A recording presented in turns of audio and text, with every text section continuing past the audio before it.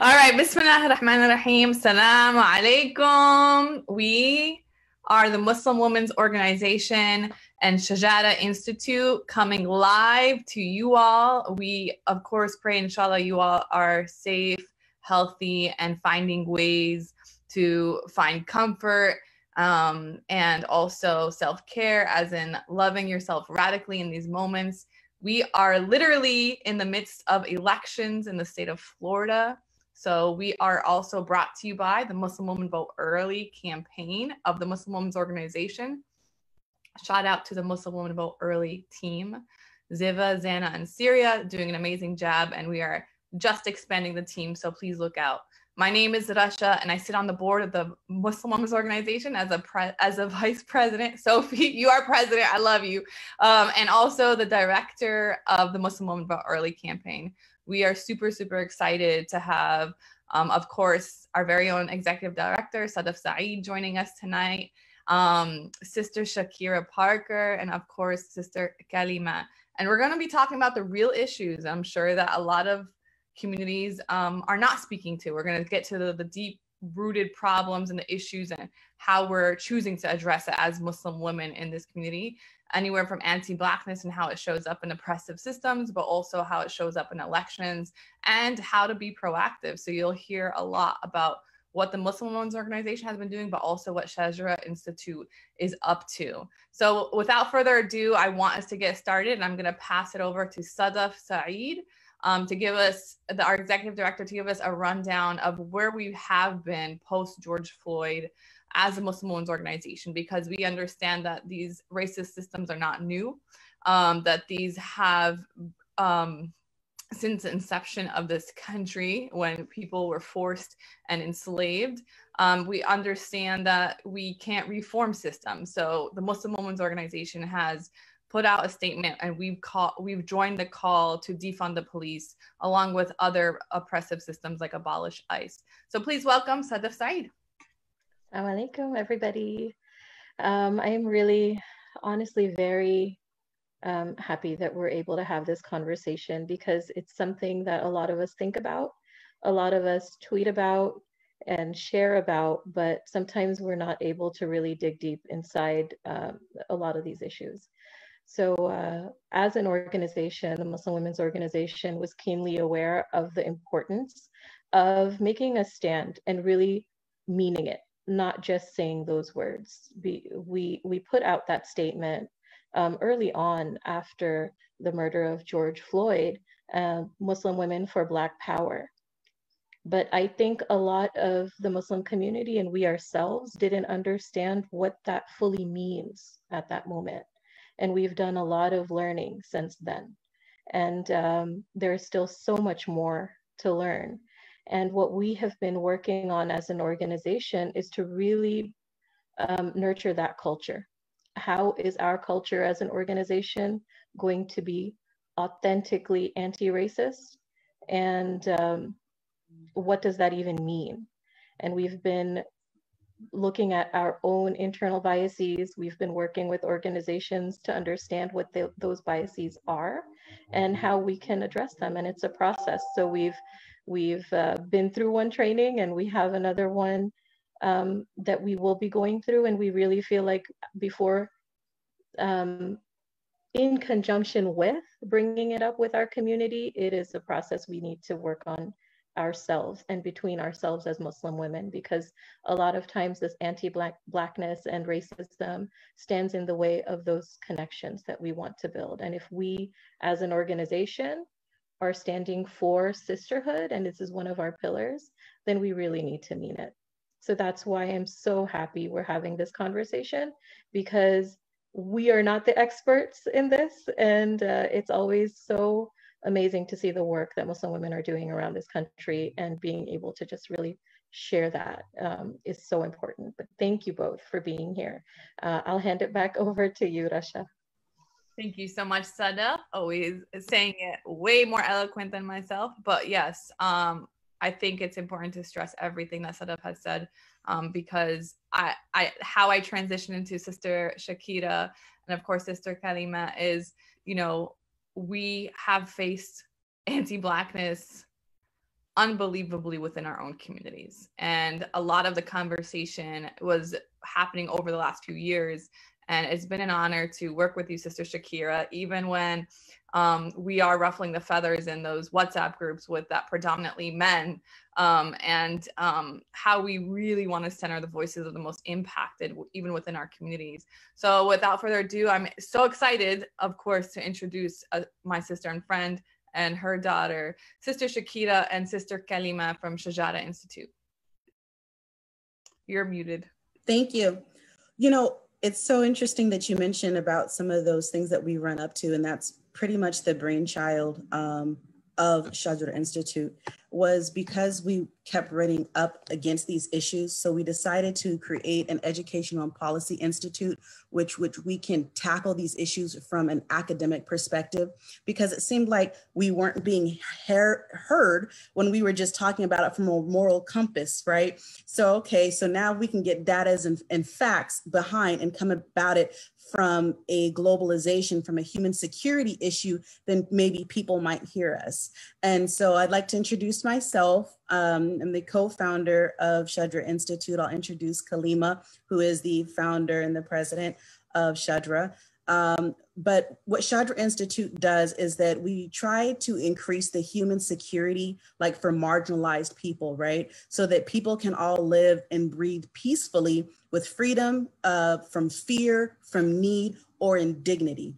And we look at those intersectional points and difficulties that arise from either interactions with racism, ignorance, or fear, and the misuse and abuse of power. So with that, I would like to say, introduce Kalimah.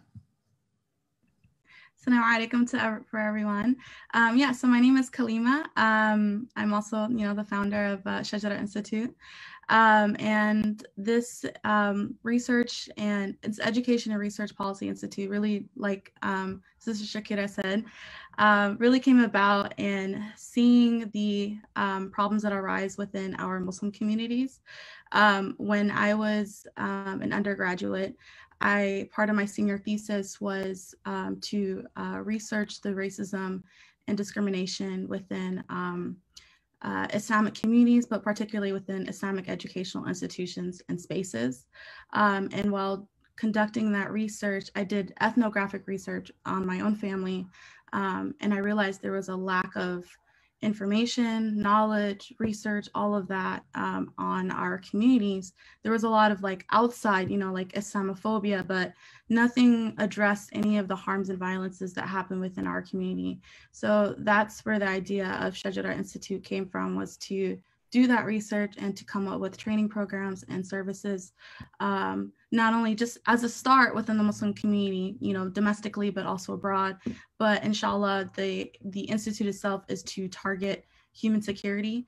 Particularly, we focus on diversity, equity, and inclusion, race, gender, and ethnic relations, Black criminalization, gender-based violence, and education. So those are the areas that we decided to focus on because they cover a lot, but they're very much intersectional in a lot of our problems in our communities. So very excited for that. We do have some programs rolling out later on, but we can get to that later.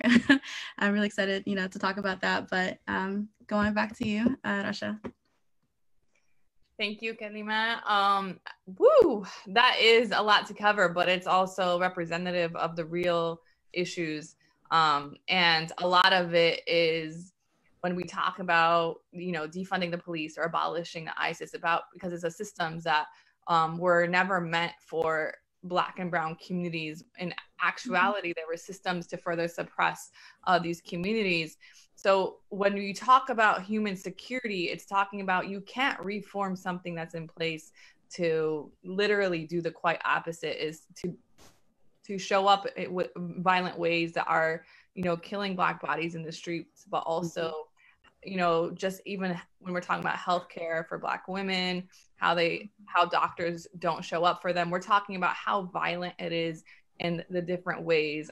When we're talking about the systems where people are paying time for, that's what the whole conversation about decriminalization is, because these are policies and systems that are in place to further disenfranchise Black and Brown communities. So when we talk about human security, we want to talk about what does that mean in light of everything happening, in light of policies that are pushed, and how do we continue to push back against that? So if you all can just talk to us about what human security means to Shajara Institute, and how does that translate in this work?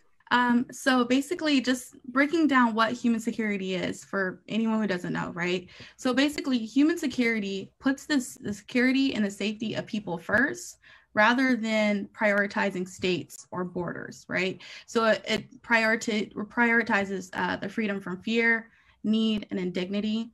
It transcends state lines because people and humanity and human rights shouldn't be defined by borders, right?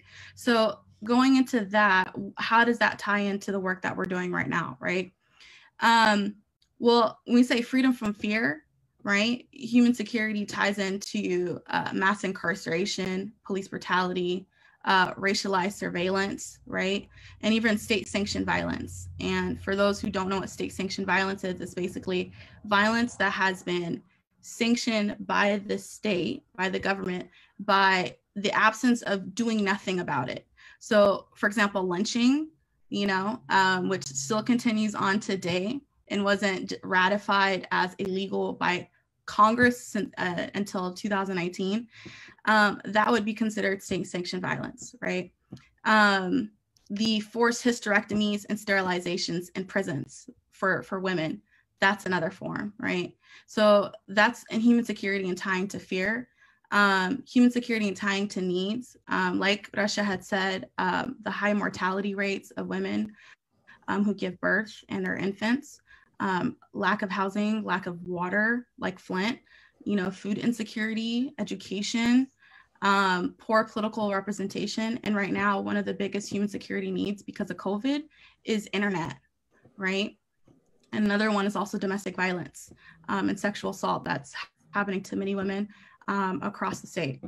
And just, shout out is Domestic Violence Awareness Month. So, and then going on to, how does human security tie into the principle of indignity, right? Voter suppression, right? Discrimination and racism in public and private spaces, sexual harassment and unequal opportunities and unfair pay for women within the workforce. So those are some of the also, ways in which it is an indignity and why we are so focused on those particular issues within human security, because it doesn't provide us freedom and liberation as a collective, as a collective people. So. Thank you. I was going to say, one of the things you mentioned about defunding the police, and I think that, that becomes an important topic. And that's one that we looked at. We had a client that we had looked at that for, because that was a big issue. And one of the, just as an example, because people are always wondering, like, what is policy, right? And how does it affect us? And how does it affect our daily lives? And why is it so important? So one of the issues, and Kalimah, you can speak to this more. One of the things that we looked at was was with the children. They have the crossing guard program, right? But when we looked into that, it really became part of the police force, and some of those issues really affect our children. And Kalimah, I'm going to pull up the research, but if you could talk to that a little bit and how that particular program affects our kids. And we have so many kids, obviously, not everyone goes to an Islamic school, right? We have kids all over that go to public school. And this particular program, this is one example of how it affects our life and how defunding the police actually looks in our life. So it's really interesting that Hillsborough County in Florida has one of the largest sheriff's departments in the country. And the reason why that is because a lot of, they house a lot of programs that could be community led, but they're underneath the sheriff's department, right? So when we talk about defunding police, one of the tactics that we want to use is taking programs that should be citizen led and community led and taking it outside of the police department. And now some people would say, oh, but those are great programs, why should we do that? They're running, because it goes into the whole idea of, you know, regardless of whether it's a good program, it's still underneath state eyes, it's still underneath a surveillance lens that could potentially harm Black, Indigenous, and people of color communities, right? BIPOC communities. So some of those programs would be the School Resource Office program. It would be what my mom was speaking to was the Crossing Guard. That program, I believe it's led by a whole bunch of citizens that are kind of trained, you know, by police. Correct me if I'm wrong, but that particular program is a program that could be housed underneath a different department, but it's regulated by the Sheriff's Department. There's another program that just got instituted because of the school shooting that happened last year in South Florida. It's called the Guardian program, and so basically it trains citizens to basically it's another program that's like the school resource officer program, and there's basically a whole bunch of extra security within public schools, right? But one of the problems is that it reproduces that criminalization and viewing Black children as criminals and as worthy of being taken advantage of. Last year, there was a 6-year-old girl who was sexually assaulted by one of the officers in Hillsborough County, who was a part of that program. And the training level required to be a part of that program is very minimal and very low. And that's like one of the other problems. So when we come to like basically to defunding the police, one of the tactics that we want to use, especially in Florida, is to take some of those programs outside of that are inside the police department and transferring them out into community hands, right? So that it gets rid of that surveillance, and it gets rid of, you know, that school to prison pipeline and other issues. Now, it's very interesting because, you know, Florida is very different from a lot of like northern states. So when we talk about defunding the police, Shajara takes the stance of tailoring that statement, tailoring those tactics to where you live, right? If Florida is a complete like red state and very conservative, right? We want to take steps in order to get to that level that liberal states and much more funded states are able to get to, right? So one of the things that we had proposed was starting with investigations into the police department, because there's a lack of data that's there, right? And so a lack of data means lack of transparency, which means we're not able to see what is really working, what's not working. Thank you for that explanation. Honestly, these are things I never thought of, right? Because I have my own privilege. I don't have a Black child to worry about. So for me, crossing guards are just crossing guards. So it's important to know that that isn't safe for everybody, and there is harm that's caused even through these programs. That's why these conversations are so important. They are. It makes you look at things from a completely different perspective and really creates so much more meaning in a lot of the work that's being done. I had a question. It's kind of going back to this word racism. I think a lot of people think they know what racism is and what it looks like, but it's not always what people think. And I think, you know, we are trying to learn, but it's important for us to talk about it. What actually is racism? What does that even mean? And what does it look like within the Muslim community? Can you just speak to that, Chaikirah or Kalimah? This is one of Kalimah's specialties that she's really done a lot of research on, especially as we have put a lot of policies together and research for different clients. And so a lot of the times, you know, I'll handle like the business side of it, and then Kalimah will handle, you know, like the academic side of it, or I'll handle the PR side of it as well, explaining a particular policy that we've done research on. But I really want Kalimah, if you don't mind, explaining, because these are topics that, you know, her and I go back and forth about, and we have a rainbow family, right? So we have lots of different nationalities within our family. And so these are the conversations that we get to have. And Kalimah is always explaining to us, well, this is how this is, and this is how that is. And so, you know, we're able to take and expound that and then create it and have these conversations in the bigger community. That's why it's so important what you guys are doing and giving that platform so we can educate people. So because people may not know, you know, their biases and how that translates. So Kalimah, I'll hand it to you. Okay, everyone, hi. Okay, so basically, simplest terms, how to break it down, racism is literally the oppression and marginalization of one group, right, by another group, right? Is that hierarchy of power. So that's what we talk about when we talk about systemic racism, and it could be based off of a whole bunch of factors. In our case, it's usually color, right? So yeah, so it's the oppression and marginalization of one group because of another group. That's the most basic definition that we can go there. Now, going from there though, what does that look like, right? We have different terms. So we have systemic racism, meaning that the group that's on top, if you look at the group like a pyramid, right? So you have the group on top that basically controls everything, has power in everything, or mostly in everything, right? And the group at the bottom basically doesn't, right? So we tie in this idea of anti-Blackness. Anti-Blackness is literally just the oppression or the hate of someone who is Black, basically, right? And it can show up in a lot of ways.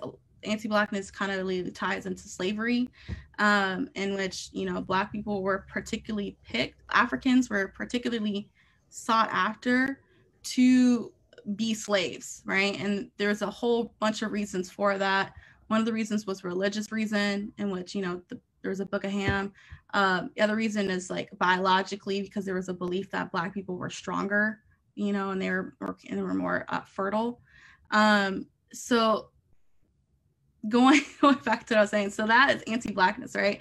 When we talk about before you go on, Kalimah, can I give you an example of, you were saying the different types of racism, how they're on different hierarchies? So yeah. We were looked at economics and racism, for example, right? So we know in like 1996, affirmative action was passed in California. And if you looked at the, you know, the way in which it was passed in that proposition, you see a lot of people of color were in favor of affirmative action, and then other people weren't, mostly white people were not in favor of it. But that has to do with the distribution of wealth and resources that obviously then affect our communities as well. Yeah, so absolutely. An example of what Kalimah is referring to. Yeah, absolutely. And in this country, you know, people who are white or predominantly, you know, white, often have that privilege, you know, that people of color do not. So when we talk about racism, we're talking about two different types because of our community as well, right? We're a very large mix of, you know, different nationalities, different, you know, colors.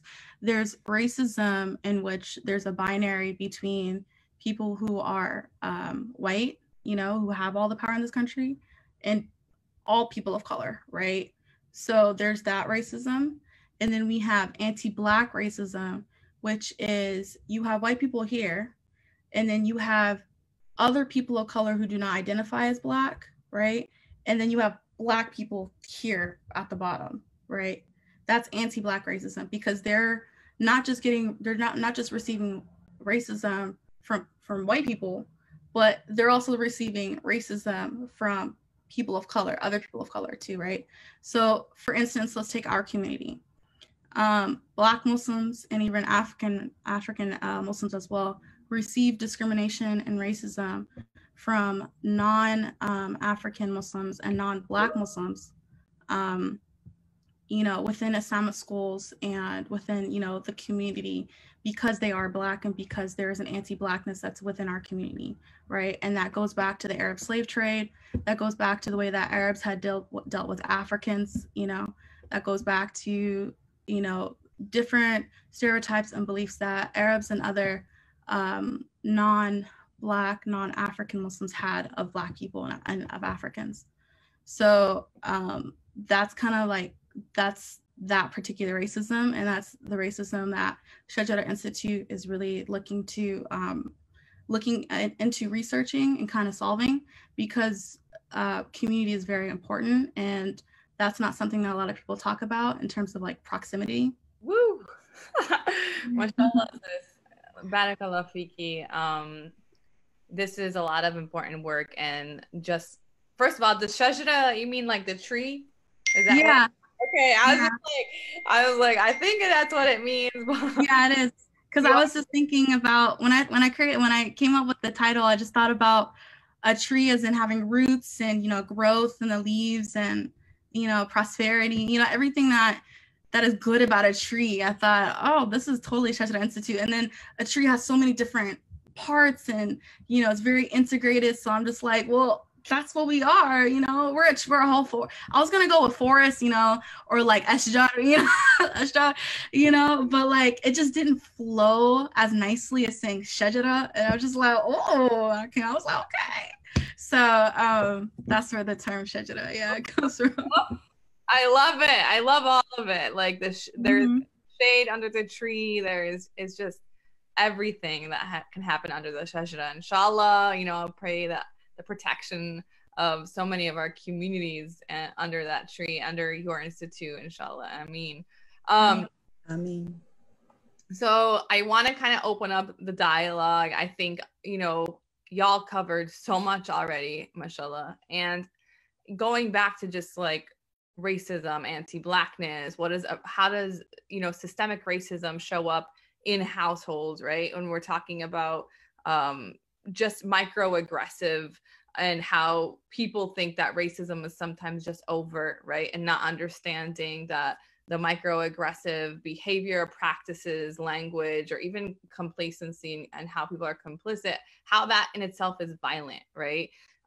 So just talking about what is like when we're talking about racist systems and oppressive systems, you know, you also mentioned like the hysterectomies that happen in prisons. We're also seeing that with ICE detentions, right? With undocumented folks. And it is something that, you know, is so inhumane and we can't wrap it around. So I kind of want to just talk about the intersectionality of how, you know, when we're talking about oppressive systems, we're talking about the prison system, we're talking about law enforcement agencies, we're talking about how they're blocking the redirection of this funding and community aid.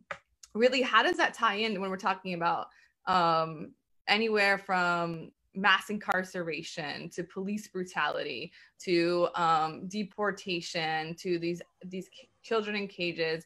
We're talking about those are all human security issues. So if you're looking at healthcare, if you're looking at housing, if you're looking at water, education, mental health, wellness. I mean, if you look at violence, if you're looking at all of those things, they are intersectional, right? The things that immigrant women are going into, you know, are going through right now in these detention centers, or even when we're talking about, you know, Muslim immigrant women that may be detained, you know, at a border or for a particular reason are stopped and not able to, you know, be questioned about their scarf. I mean, all of these are indignity, right? There's a need and there's a fear that's created. And those, you know, are the intersectional points where we have to look at, okay, how do we dismantle, you know, those different things, you know? Yeah, absolutely. And I think everything that you've mentioned, but like, even when we're talking about movement for Black lives, a national movement that has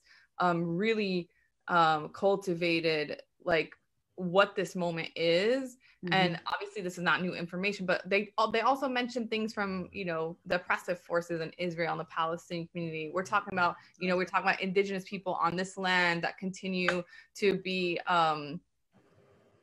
gutted their rights here on this land. So just, you know, we talk about the intersectionality of how it really lands within households and how it's impacted differently. But what about when we're connecting all of this in different legislation and policies that impact these communities? From a policy perspective, I think that's the reason why, and we talked about it. I think, you know, we started to talk a little bit before we went on live, and we were talking about how national policy and how foreign policy really is dictated then by the local elections, by the state elections, and the things that people are asking for on that ground level. And then that translates into policies for immigration, right? Or economics or businesses, and how we're responsive to those. And so I think that, us not realizing policy and all of these moving parts, the presidency is only so much. It's like a big boulder. When we talk about a boulder, the presidency itself, when we can talk about that, it can only move so far. There's so many other factors that go into making decisions. It's not all up to the president. And that's why the state elections that we have, that helps. Those are all those people around that one office that help shape and shift. And so us being involved, in these local elections, in these state elections, it's really necessary. And, Kalimah, please, add your perspective as well. Yeah, absolutely.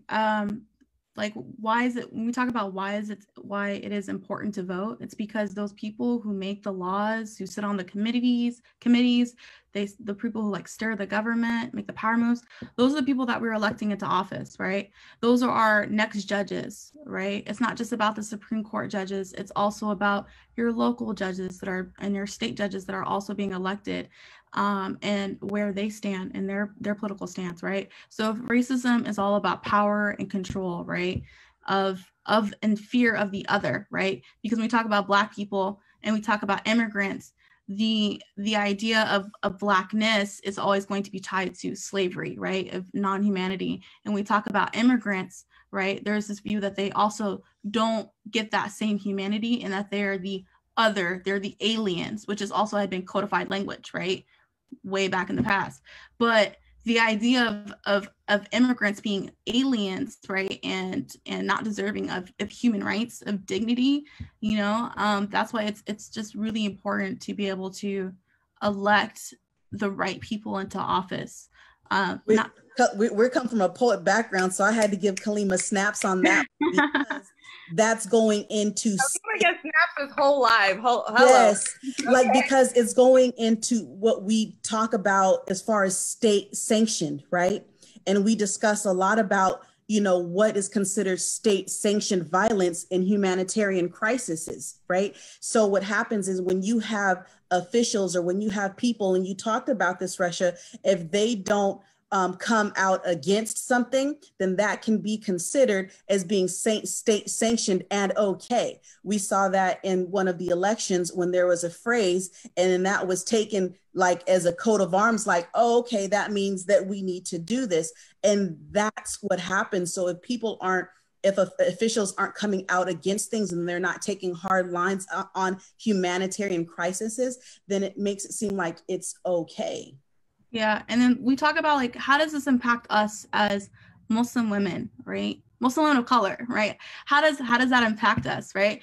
As Muslims, we know that the United States as Muslims, a lot of us are very much tied to international communities like Palestine, like Sudan, Egypt, Africa, right? A lot of these countries, right? So we know that we're in a country where the United States is a hegemony, right? Which is a regime, right? So, I mean, if the United States has a lot of power overseas, who we elect will determine the foreign policy and how the world is set. So if we're tied to these communities such as Palestine, and us in Sudan, and, all the other countries, Muslim majority countries overseas, then that in of itself, that will help, that us electing the people who will help govern that foreign policy is extremely important.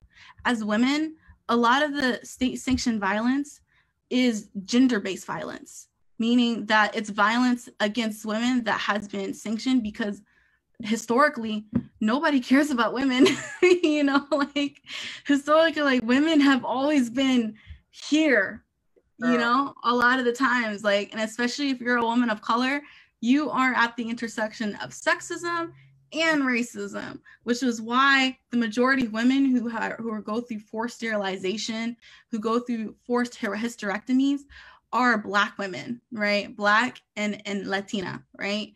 A lot of the majority of people, of women who go through domestic violence and sexual assault are Black women and Latina women, right?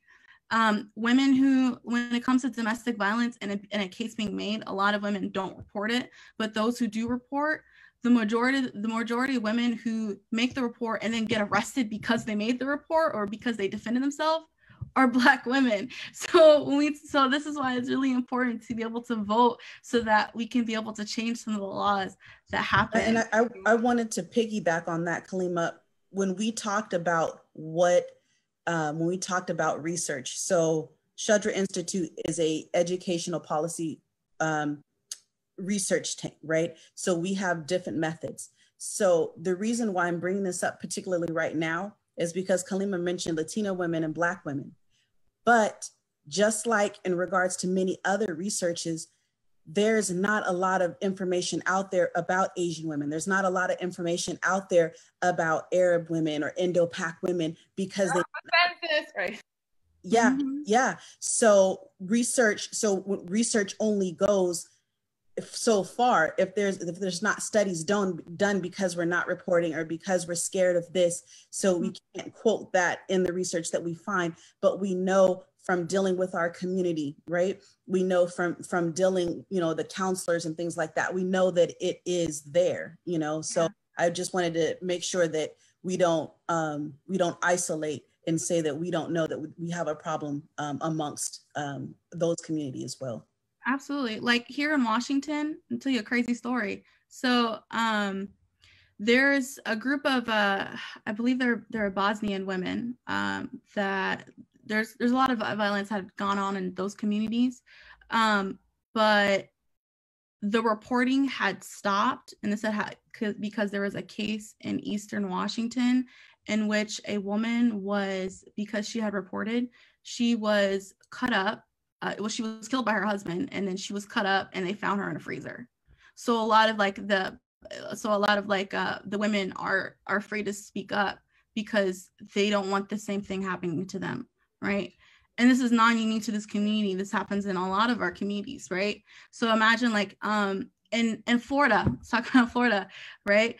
Actually, I talk about in a lot of Somali communities a couple of months ago. There was a lot of stories I had from Somali women and Somali girls that had came out about their sexual assault stories and their race stories, and the reactions were just astounding. There was the "we support you," and then there was the shame and "don't report it," and "we can't talk about this because it's going to bring shame on our family, and if you do, I'm going to tell your baba," and and this happens in our communities, in our Muslim communities, and that's why Shajara Institute is really passionate about doing this work, because it needs to stop. The violence has to stop. We can't move forward as an ummah if we don't stop this, right? So. No, yeah. Absolutely. I think folks, when they those memes are if you stop caring about Black lives, then you're privileged, right? This is something that impacts the BIPOC community in different ways. So when we're talking, y'all mentioned just domestic violence or just different abuses. A lot of it stems from the systemic racism that helps implement that, right? When we're talking about PTSD in prisons, and we're also talking about the really making communities feel unworthy, undeserving, right? And we talk about these systems are in place to disenchant folks, and these are tactics that are used so that people don't have, when we're talking about from Sudan and Palestine, we're talking about Black and African American communities here, we're talking about there's this almost this feeling that you're not supposed to go to school or you're not supposed to further your education. That's what oppressive systems look like, or you're supposed to end up in a certain way, right? So these are literally just, I think the different layers of what we're talking about, systemic racism, anti-Blackness, is also even studies show in Palestine that children are less likely to want to further their education, although the Palestinian community has been one of the biggest communities that get their further education. Same with the Black community and the African American community. But these systems are literally in place to dismantle people's worth, how they choose to show up in this world. And I think when we're talking about it, that's why we're grateful that Shajara Institute is doing this work, because it's beyond conversations. It's about training, it's about dialogue, obviously, but it's about protest mobilization. It's about pushing policy, helping put policy in place, creating policy. So I'm just like really grateful that y'all are here doing this work. I do want to pass it to Sadaf, because I think we're seeing questions on the live, and we want people, they're really excited to just like hear this important conversation, but they do have some questions for us. Sadaf?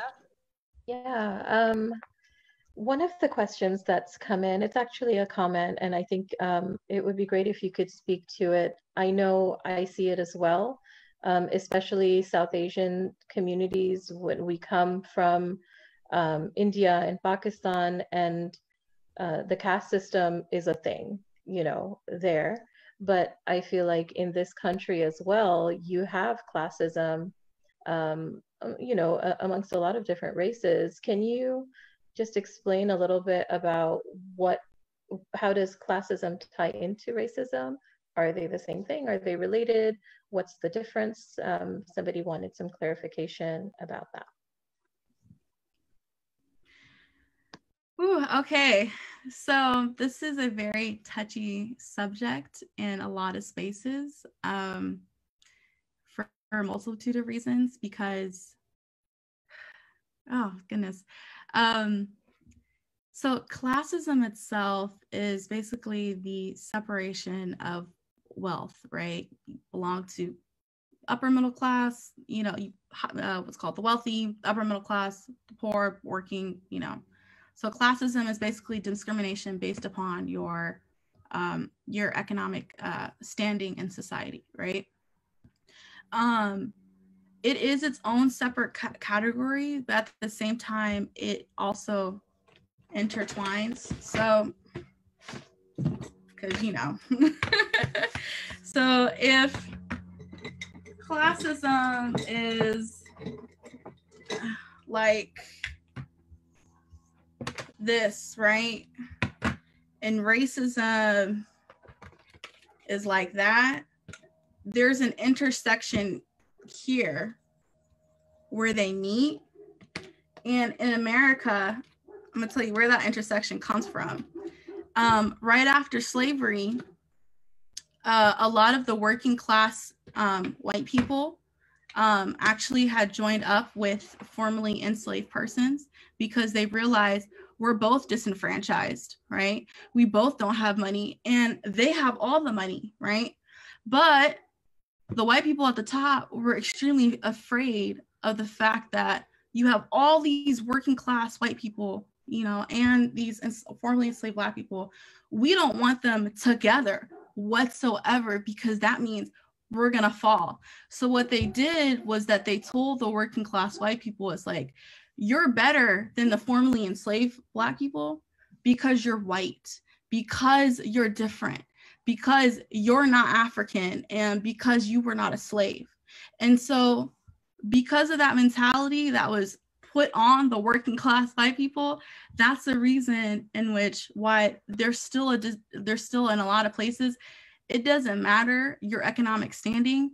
You know, a lot of places in the South, you know, because a lot of people in the South, if you're a part of the same working class, right, white people will still discriminate against the same people who are in their same class, because there's well, at least I'm better than them, at least I'm white, you know, and there's still a privilege that's still attached to them. So it doesn't matter if you're both in the same thing.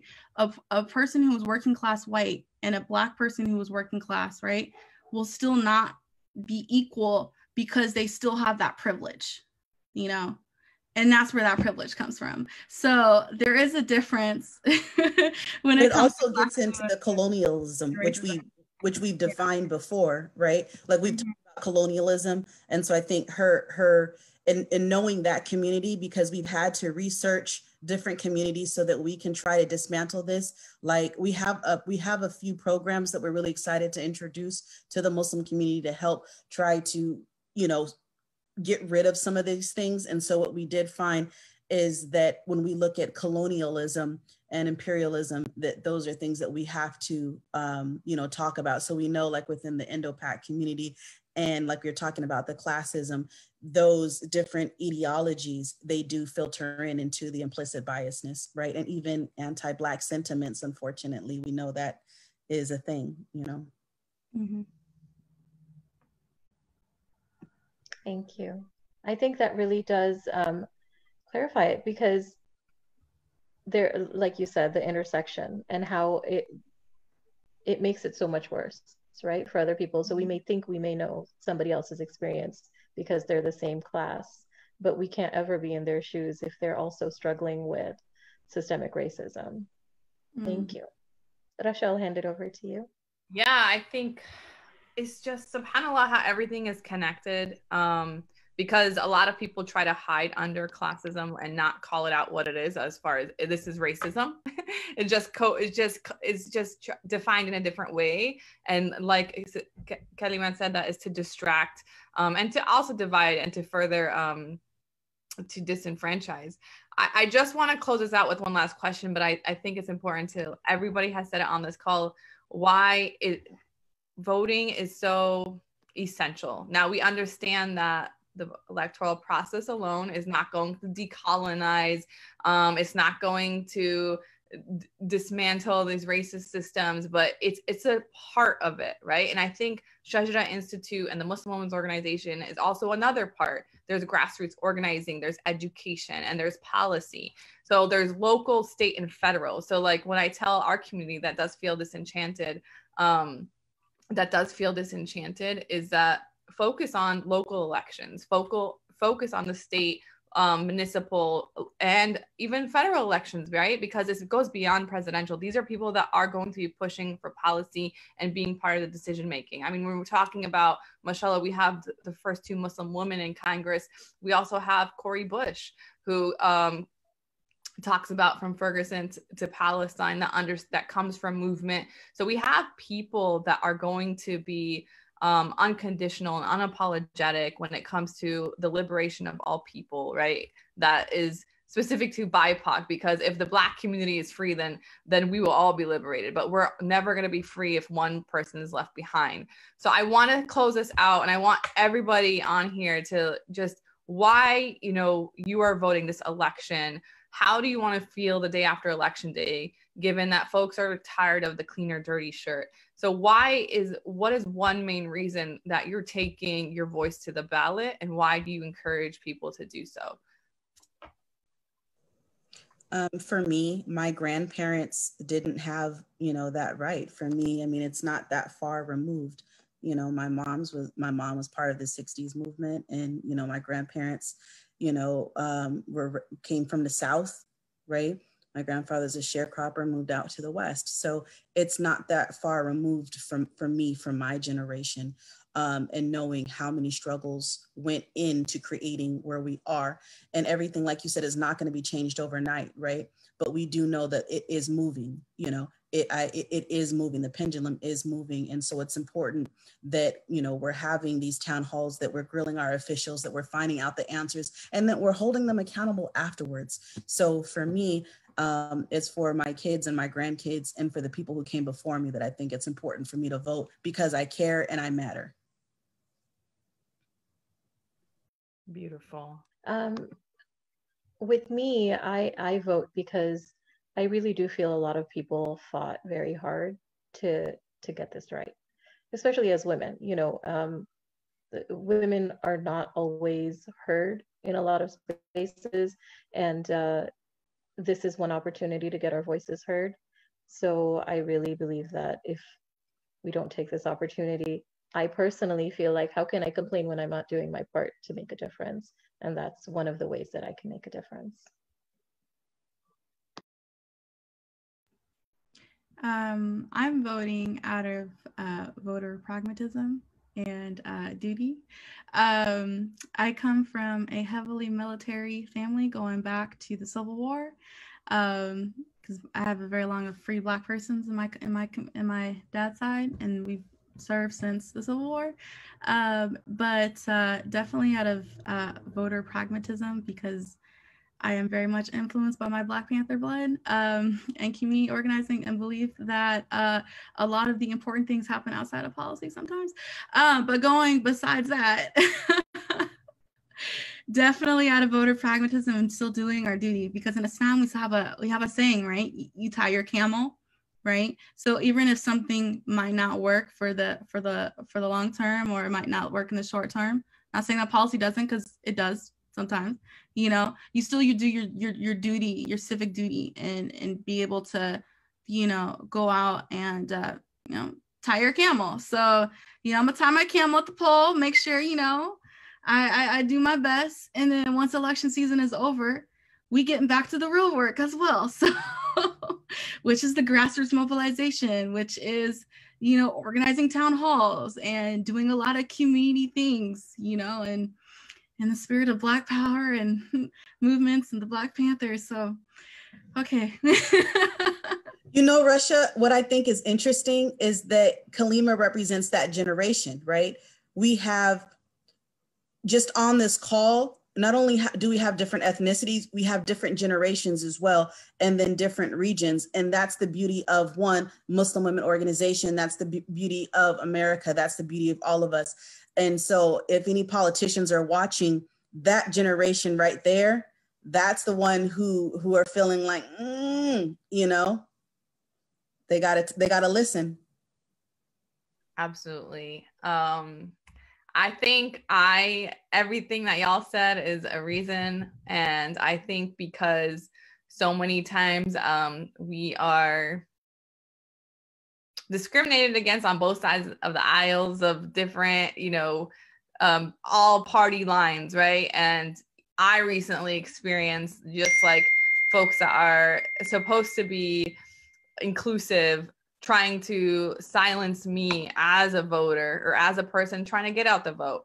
But I'm not going to let anyone take my vote away, and I'm not going to let anyone discount the responsibility that I have to different communities who can't vote. We're talking about undocumented people, young people that are under 18, returning citizens across the country that haven't reinstated their right to vote, right? So I'm voting for not just myself and our communities, but for those who aren't granted the right that they should be. So I just want to say Jazakallah khair to all of you all, Shajara Institute, Sister Kalimah, Sister Chaikirah, and Sadaf, y'all. This is a beautiful way. This is actually healing for me in this election week. And I hope, inshallah, folks listening and tuning in feel the same way and understand that it's time to vote, and the Muslim women vote early, because we understand what this means for so many people beyond our families, our communities, and beyond our neighbors. So Jazakallah khair and salam alaikum. And please follow Shajara Institute. All right, salam alaikum. Barakallah fikum. Thank you. Alaikum.